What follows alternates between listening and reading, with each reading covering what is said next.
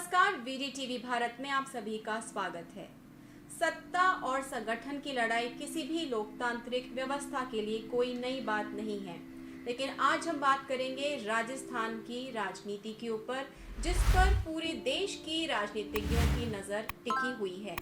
ऐसा कहा जा रहा है कि जब विश्व कोरोना से लड़ रहा है, बीजेपी ये प्रयास कर रही है कि किस तरह से कांग्रेस से लड़ाई करके एक अलग राजनीतिक समीकरण बना दे। अलग अलग बातें हो रही हैं, अलग अलग आरोप प्रत्यारोपों का सिलसिला चल रहा है, लेकिन देखने वाली बात ये होगी कि अब कांग्रेस का नया रूप क्या होगा। बात आज की नहीं है, बात तब की है जब अशोक गहलोत ने मुख्यमंत्री के रूप में शपथ ली थी और सचिन पायलट को उप मुख्यमंत्री के पद की शपथ दिलाई गई थी। तभी से कांग्रेस दो खेमों में बंट गई थी। ऐसा कहा जा रहा है कि शुरू से ही सचिन पायलट इस पद से खुश नहीं थे, वे मुख्यमंत्री बनना चाहते थे। इस पर अलग अलग विषय विशेषज्ञों ने अपनी राय दी। कई लोग कह रहे हैं कि उनकी इस जल्दबाजी ने उनका पॉलिटिकल करियर खत्म कर दिया है। वहीं कुछ का मानना ये है कि वो एक युवा नेता है। जो व्यक्ति 26 की उम्र में सांसद, 31 की उम्र में राज्य मंत्री और 40 की उम्र में उप मुख्यमंत्री बन गया हो, वो किसी भी पॉलिटिकल पार्टी के लिए एक एसेट साबित होता। लेकिन आज स्थिति ये है कि हम ये देखेंगे कि अशोक गहलोत को चुनौती देकर उन्होंने क्या कोई बड़ी गलती की है और अशोक गहलोत ने उन्हें हटाकर अपने लिए एक जोखिम खड़ा कर दिया है। जब सचिन पायलट ने बगावत के सुर उठाए तो दिल्ली के वरिष्ठ नेता तुरंत जयपुर पहुंचे। उनमें रणदीप सुरजेवाला, अविनाश पांडे और प्रियंका गांधी भी शामिल थी। हालांकि प्रियंका गांधी ने फोन पर बातचीत करके दोनों ही गुटों में समन्वय बिठाने की कोशिश की, लेकिन ऐसा कुछ नहीं हुआ। अब हम बात करेंगे कि किस तरह की जोड़ तोड़ से कांग्रेस की सरकार राजस्थान में बच सकती है। राजस्थान असेंबली की 200 सीटों में सरकार कायम करने के लिए हाफ वे मार्क होना बहुत जरूरी था।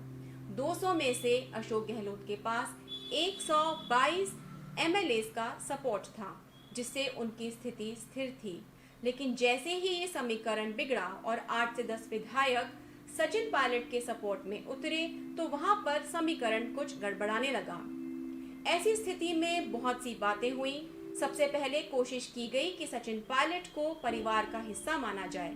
रणदीप सुरजेवाला ने ये कहा कि ये उनका घर है, वो बात करने के लिए आमंत्रित करते रहे, लेकिन सचिन पायलट और उनके समर्थकों ने एक बात नहीं मानी। इसी के चलते सचिन पायलट और उनके दो मुख्य एमएलए विश्वेंद्र सिंह और रमेश मीना को डिस्क्वालीफाई करना पड़ा। जैसे ही इस तरह का समीकरण आया तो कोशिश ये की गई कि कैसे कांग्रेस सरकार में अशोक गहलोत के पद को सुरक्षित रखा जाए। अब हम आपको बताते हैं एक बेसिक कैलकुलेशन।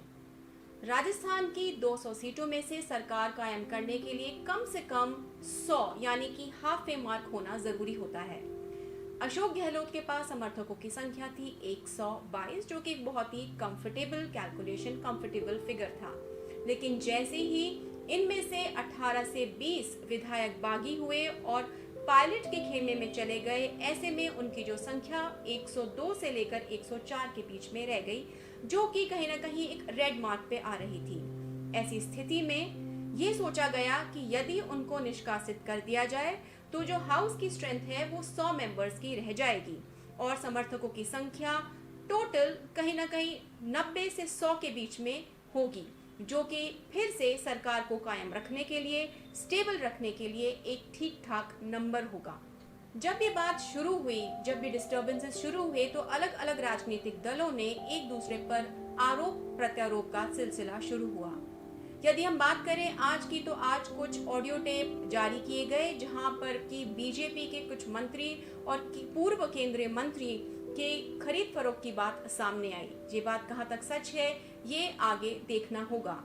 लेकिन एक एनडीए के अलाय हनुमान बेनीवाल ने वसुंधरा राजे खेमे पर ये आरोप लगाया कि वो कहीं ना कहीं अंदर भाजपा से रिबेल करना चाहती हैं, उन्हें छोड़ना चाहती हैं और वो अशोक गहलोत की समर्थक हैं। वहीं पर भाजपा ट्राइबल पार्टी के भी अधिकारियों ने, वहां के प्रवक्ताओं ने भी अशोक गहलोत को खुला समर्थन दिया है। यदि हम बात करें कि किस तरह से एक युवा नेता का जाना कांग्रेस पार्टी को नुकसानदायक हो सकता है, वहीं इस बात को नकारा नहीं जा सकता कि अनुभव की कोई जगह नहीं ले सकता। अलग अलग राजनीतिक विशेषज्ञों ने अपनी राय दी है। कुछ ने सचिन पायलट को इमेच्योर कहा है और कुछ ने ये कहा है कि उनके जाने से कांग्रेस को बड़ा नुकसान होगा। आज के जो घटनाक्रम था उसके बाद जो बात सामने आई है वो ये है कि सोशल मीडिया पे तुरंत सचिन पायलट ने अपना डेजिग्नेशन बदलकर सिर्फ टोंक विधायक कर दिया है। यदि हम बात करें एक युवा नेता की, तो जो व्यक्ति 26 में सांसद, 31 में राज्य मंत्री और 40 में उप मुख्यमंत्री के पद पर रहा हो, वो कहीं ना कहीं जनता और आलाकमान के बीच में एक बहुत बड़े पुल का काम कर सकता था। जब राजीव गांधी सत्ता में आए थे तो उनका एक कहना था कि यूथ ब्रिगेड को आगे लाना चाहते हैं और अशोक गहलोत 1980 के दशक में उसी का हिस्सा थे।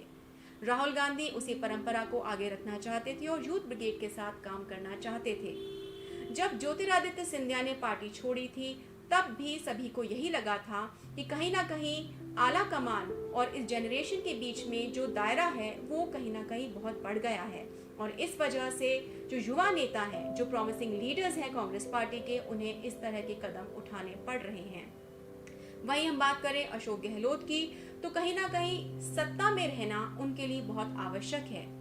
जैसा कि राजस्थान का ट्रेंड रहा है कि एक बार कांग्रेस की सरकार आती है और एक बार भाजपा की आती है, तो उनके शासनकाल के कुल 3.5 साल बचे हैं और उसके बाद दोबारा जब वो मुख्यमंत्री की रेस में शामिल होंगे तो 8 साल बीत चुके होंगे। ऐसे में वो भी कुर्सी को छोड़ना नहीं चाहते। वहीं सचिन पायलट एक युवा नेता हैं और अपने पॉलिटिकल लाइफ के प्राइम पर हैं। यहाँ से वो आगे का राजनीतिक सफर तय करना चाहते हैं। लेकिन आगे क्या होगा, सचिन पायलट का पॉलिटिकल करियर खत्म हो गया है या वे एक नए आसमान को छूने की दिशा में आगे बढ़ चुके हैं, ये समय बताएगा। VDTV भारत में आज की सिचुएशन के ऊपर इतना ही। नमस्कार।